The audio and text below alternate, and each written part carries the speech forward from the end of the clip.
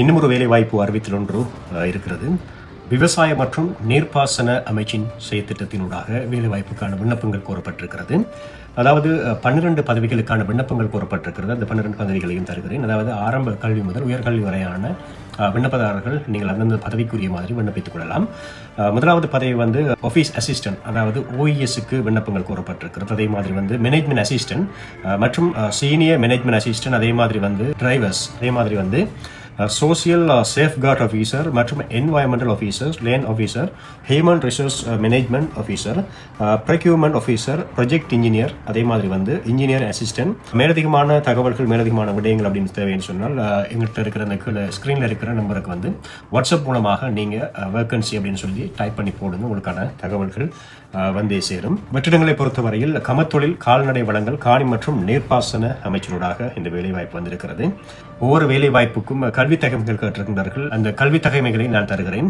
முகாமைத்துவ உதவியாளருக்கான கல்வி தகமைகளை பொறுத்தவரையில் கல்வி பொதுத்தராதர சாதாரண தர பரீட்சையில் ஒரே அமர்வில் சிங்களம், தமிழ், ஆங்கில மொழிகள், கணிதம் மற்றும் மேலும் 2 பாடங்கள் உட்பட 4 பாடங்களுக்கு திறமை சித்திகளுடன் 6 பாடங்களில் சித்தி பெற்றுத்தல் வேண்டும். அதே மாதிரி கல்வி பொதுத்தராதர உயர்தர பரீட்சையில் ஒரே அமர்வில் பொது பரீட்சை தவிர்த்து அனைத்து பாடங்களிலும் சித்தி பெற்றுத்தல் பழைய பாடத்திட்டத்தின் கீழ் ஒரே அமர்வில் சித்தி பெற்றுத்தல் மற்றும் தொடர்புடைய துறைகள் குறைந்தது 2 ஆண்டுகள் அனுபவம் ஆங்கில மொழி தொடர்புடைய மற்றும் கணினி அறிவு பெற்ற விண்ணப்பதாரர்களுக்கு முன்னுரிமை அளிக்கப்படும் அப்படின்னு சொல்லியிருக்கிறாங்க.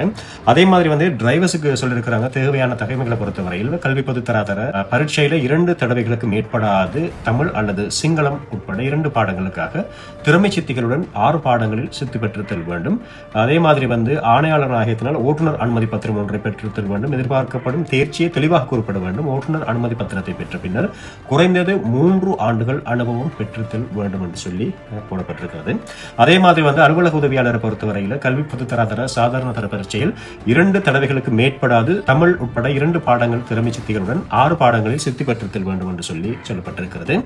அலுவலகத்தின் நாளாந்த செயற்பாடுகள், கோப்புகள், ஆவணங்கள் கையாளுதல் மற்றும் அதிகாரிகளுக்கு உதவுதல் உட்பட பொதுவான அலுவலக உதவிகள் மற்றும் எடுபடி பணிகள் மேற்கொள்ளல் அப்படின்னு சொல்லி அந்த பதவிகளுக்கு போடப்பட்டிருக்கிறது. இன்னும் மேற்கூறப்பட்ட பல பதவிகளுக்கு அதற்கான தகமைகள் கேட்டிருக்கிறார்கள். எனவே இதற்கான க்ளோசிங் டேட்டை பொறுத்தவரையில் க்ளோசிங் டேட் போடப்பட்டிருக்கிறது 2024 மார்ச் 26ஆம் தேதி அல்லது அதற்கு முன்னர் பதிவு தபாலில் அனுப்புதல் வேண்டும்.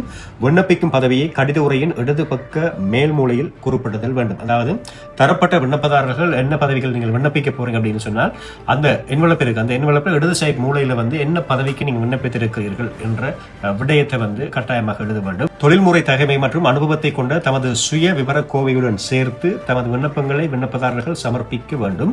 தகைமைகள் மற்றும் அனுபவத்தின் அடிப்படையில் சுருக்கப்பட்ட பெயர் பட்டியலில் உள்ள விண்ணப்பதாரர்கள் நேர்முக பரீட்சைக்கு அழைக்கப்படுவார்கள். அடிப்படை தகமைகள் நிரூபிப்பதற்கு சான்றிதழ்கள் உறுதி செய்யப்பட்ட பிரதிகளை விண்ணப்பத்துடன் இணைத்தல் வேண்டும்.